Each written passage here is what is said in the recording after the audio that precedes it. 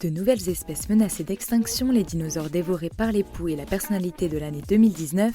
Nous sommes le jeudi 12 décembre, je suis Mathilde Rago, bonjour à toutes et à tous. Voici votre concentré d'actualité scientifique sélectionné par MaxiScience.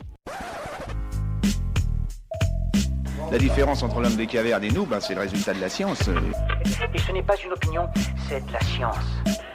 Notre monde n'est pas si moche. L'état de la biodiversité continue de s'aggraver.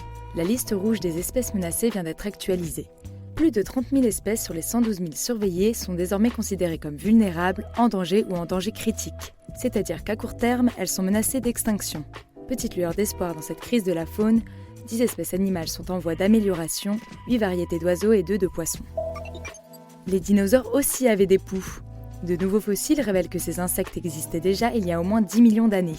Cette découverte est rare car il est peu probable que ces minuscules créatures se fossilisent. Et si elles le font, elles sont difficiles à repérer. 10 poux ont pourtant été trouvés dans des plumages bien conservés de dinosaures à plumes, portant les traces du festin des insectes. L'activiste suédoise Greta Thunberg vient d'être élue personnalité de l'année par le magazine américain Time. À seulement 16 ans, elle est devenue l'égérie de la lutte contre le changement climatique et a indéniablement initié un mouvement populaire. Greta Thunberg est la plus jeune lauréate à avoir reçu cette distinction, qui est remise depuis 1927. Des télescopes sur la Lune, c'est l'idée intéressante de l'agence spatiale russe pour observer les mouvements des astéroïdes. Dans un communiqué, Roscosmos dévoile que l'objectif est d'observer les météores situés dans l'arrière-plan du Soleil pour prévenir tout danger menaçant la Terre. On ignore pour l'instant quand cette base verra le jour et si elle pourra accueillir des cosmonautes.